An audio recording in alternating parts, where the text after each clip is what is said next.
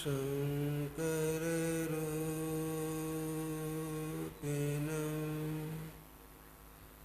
यमाश्रितो हि वक्रो चन्द्रसर्वत्र वन्द्यते नमो नमो सद्गुरु नमो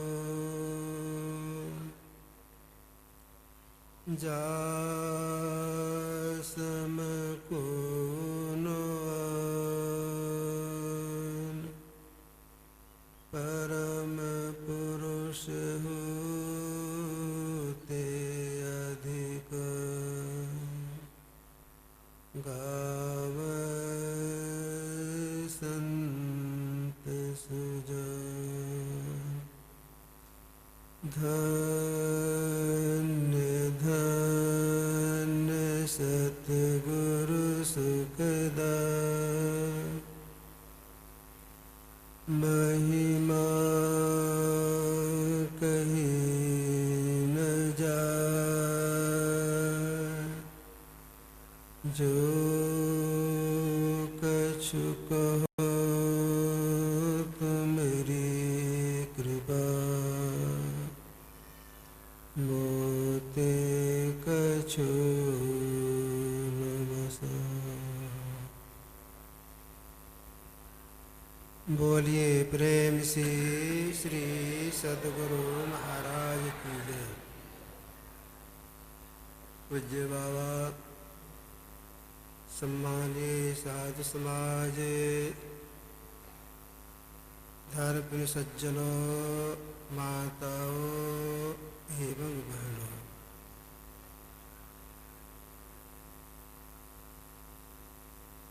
जहाँ हम लोग अभी बैठ करके सत्संग कर रहे हैं, यह पंजाब का क्षेत्र गुरु का क्षेत्र है। इस पंजाब में गुरु नानक साहब, इनके बाद और 9 गुरु हुए।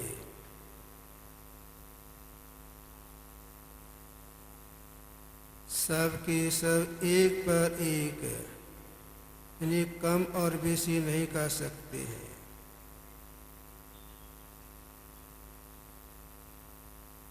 यह गुरु का क्षेत्र है। तो मैं पहले गुरु नानक साहब का एक छोटा सा दृष्टांत सुनाता हूँ, फिर उन्होंने क्या कहा सो कहूँगा। गुरु नानक साहब जहाँ कहीं सत्संग करने के लिए जाते थे तो अपने साथ में खास करके 2 शिष्यों को रखते थे।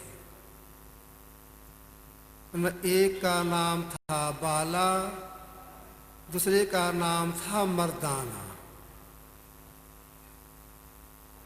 एक साज बजाते थे, एक संतवानी गाते थे, और गुरु नानक साहब प्रवचन करते थे। ये 3 से काम उनका हो रहा। 3 व्यक्ति काम करते थे सत्संग में। कई जगह घूमते घामते एक गांव में गए सत्संग करने। वहाँ का सत्संग संपन्न हुआ। अब दूसरे गांव में जाना था। आगे पीछे तीनों जा रहे हैं।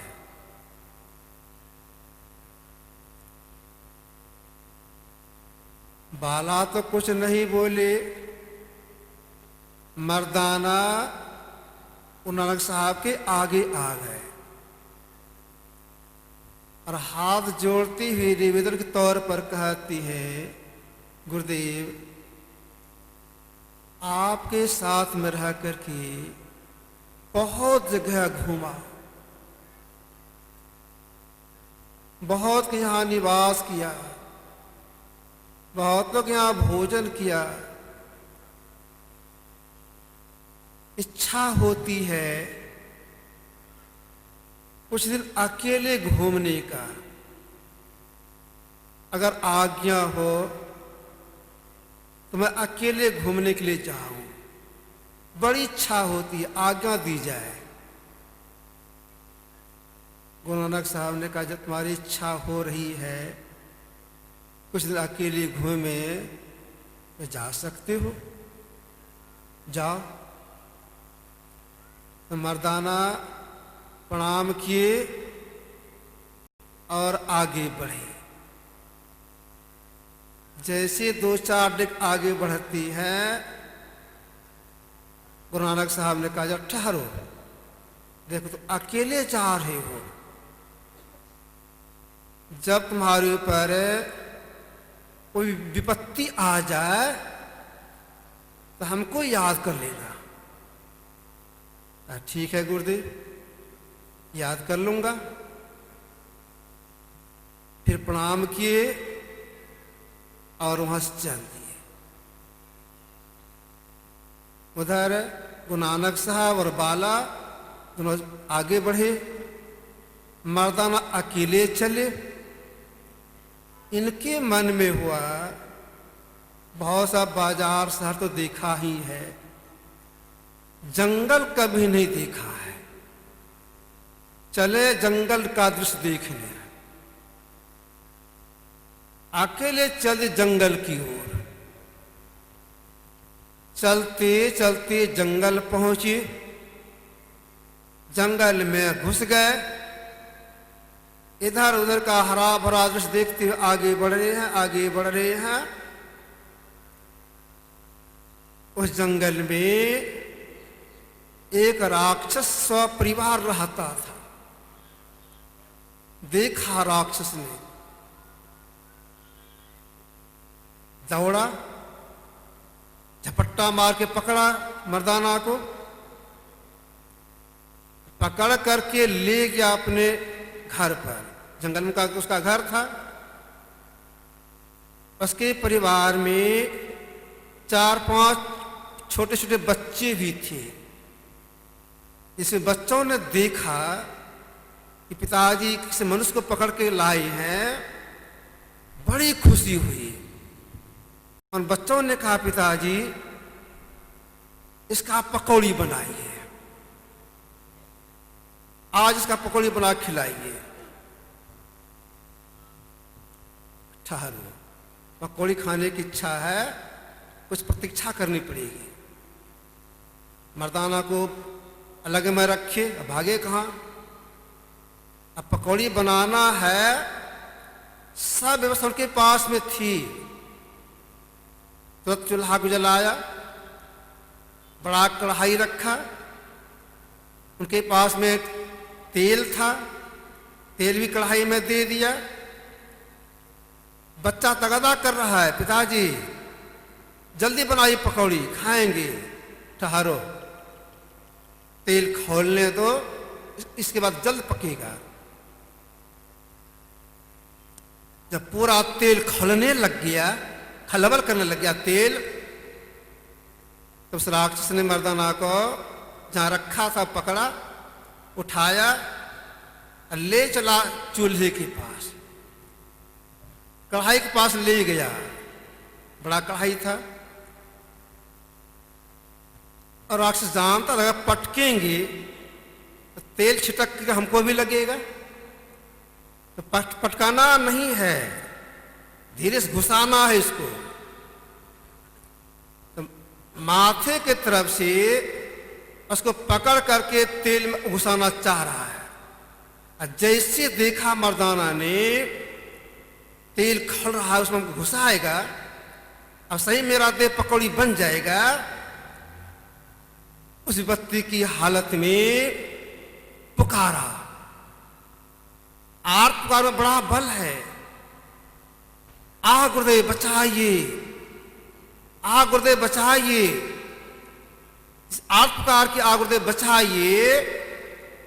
इधर और राक्षस उसके माथा को तेल में घुसाया, पूरे देह को घुसा दिया। पुकार रहा था वह, तेल में जैसे घुसाया, पूरा तेल जो खोल रहा था बर्फ के समान ठंडा हो गया। अरे यह क्या हो गया? तेल ठंडा हो गया। निकाला उसको। तुम्हारे गुरु पक्के उस्ताद हैं, ऊंचे फकीर हैं, अब तुम जाओ। उसको छोड़ दिए। नानक की कृपा से मर्दाना की जान बच गई। ऐसे गुरु नानक साहब सिद्ध महापुरुष थे, इनके पुकारने मात्र से उसकी रक्षा करने वाले। इन्होंने संसार के लोगों से कहा, गुरु की मूर्ति हृदय बसाइए, जो इच्छे सोई फल पाइए।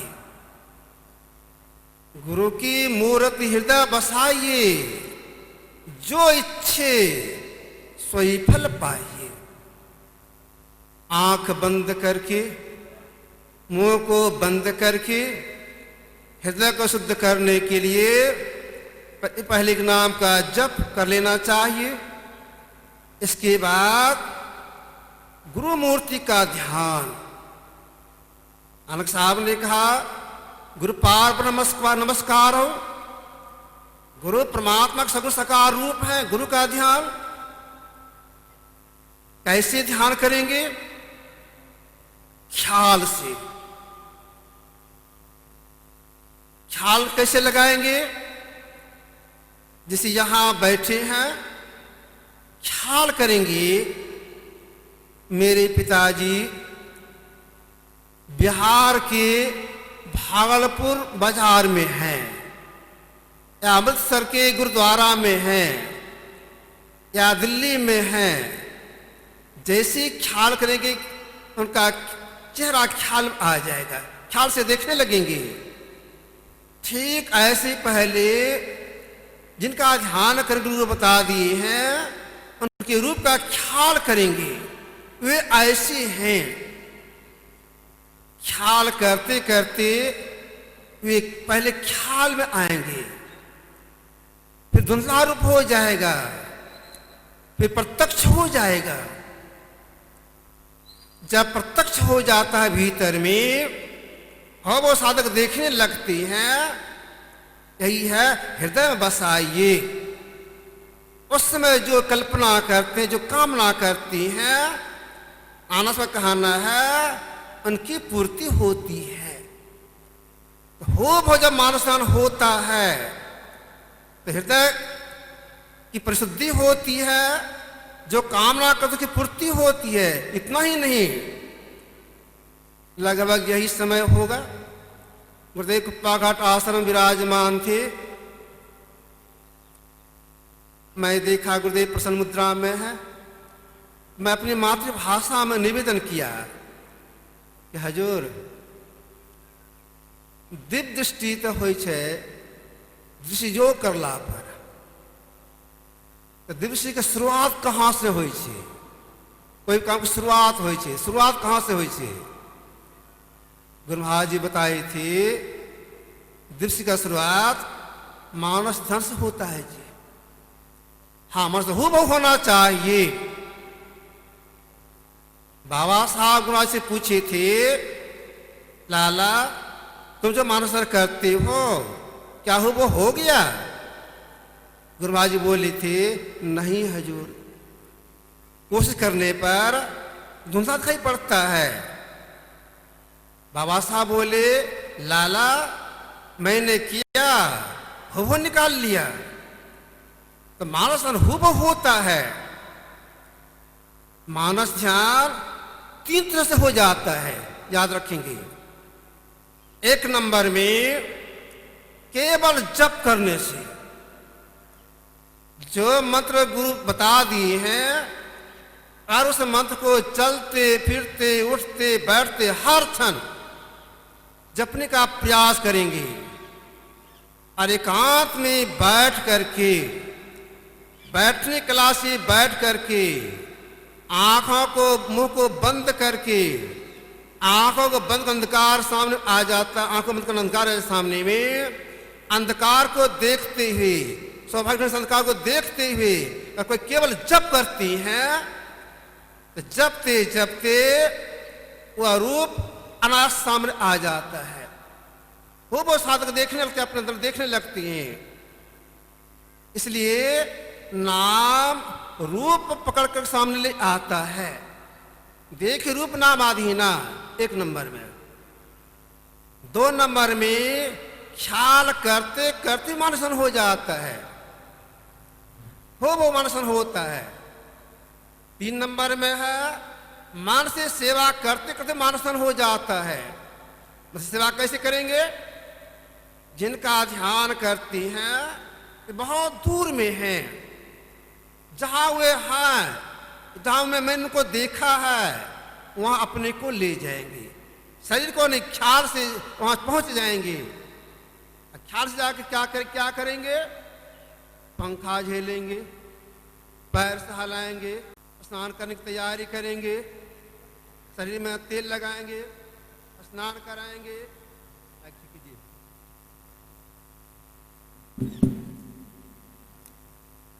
धोती पहनाएंगे, गंजी पहनाएंगे, कुर्ता पहनाएंगे, बाल में कंघी देंगे, भोजन करने की तैयारी करेंगे, आसन बिछाएंगे, परोसेंगे, परोसा देंगे, कुल्ला कराएंगे, आदि आदि।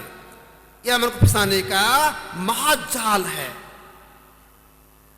महाजाल में जब फंस जाता है तो वो मानस हो जाता है। हाँ, इसमें मन में यह भावना होनी चाहिए, जिनका हम ध्यान करके उनको देखना चाहते हैं, ये असल में मनुष्य नहीं, ये परमात्मा के सगुण साकार रूप हैं। यह भावना होनी चाहिए। गुरु पार ब्रह्म सदा नमस्कारो, नानक साहब ने कहा। तो गुरु परमात्मा सगुण साकार रूप है, यह भावना होनी चाहिए। तो जो वो मानसान कर लेती हैं तब शक्ति आ जाती है उस साधना करने के लिए, जिस साधना के करने से दिव्य दृष्टि पूर्णपन हो जाती है। वह साधना क्या है? वह साधना है बाईं आंख की बाईं धार, दाईं आंख की दाईं धार को एक करना। एक कैसे क्या आ जाएगा? इसके लिए क्या करना पड़ेगा? भगवान कृष्ण ने कहा दिशाचानवलोकन, दिशाओं को नहीं देखते, देखो। दिशाएं 10 हैं, पूरब पश्चिम उत्तर दक्षिण, चारों कोने ऊपर नीचे। 10 एक भी नहीं रहे तब देखना है। आंख खोल के देखते सामने में कोई दिशा, आंख बंद करती है, पूरब पश्चिम उत्तर दक्षिण चारों कोने का तो नहीं रहता है, लेकिन ऊपर का नीचे ज्ञान रह जाता है, 2 दिशा रह जाती है। यह 2 भी नहीं रहे तब देखना है। यही असल में है ब्रह्म दीक्षा। इसको जो सीख करके सीखते हैं, समय लगा करते हैं, करते करते अगर गुरु की दया हो गई, रिश्तेदार एक हो जुट गई, परिणाम क्या हो जाएगा? 2 मिलकर बिंदु कहती हैं, उनके अंदर में बिंदु का उदय हो जाएगा। कैसा बिंदु? झालकर श्वेत निशान, श्वेत बिंदु। जो बिंदु को देख ले वही आगे चल करके, बिंदु के सारे आगे चल करके ब्रह्म प्रकाश को देखते हैं, ब्रह्मनाद को सुनते हैं, दृष्टि प्राप्त हो जाती है। इतना हो जाने पर भी जीव पीव में नहीं मिल सकता है, एक में एक नहीं हो सकता है। इसके लिए अब क्या करना पड़ेगा? जीव पीव में मिल जाए, एकीकरण हो जाए। इसके लिए महापुरुषों ने कहा नादानुसंधान करना होगा। नादानुसंधान मतलब नाद की खोज।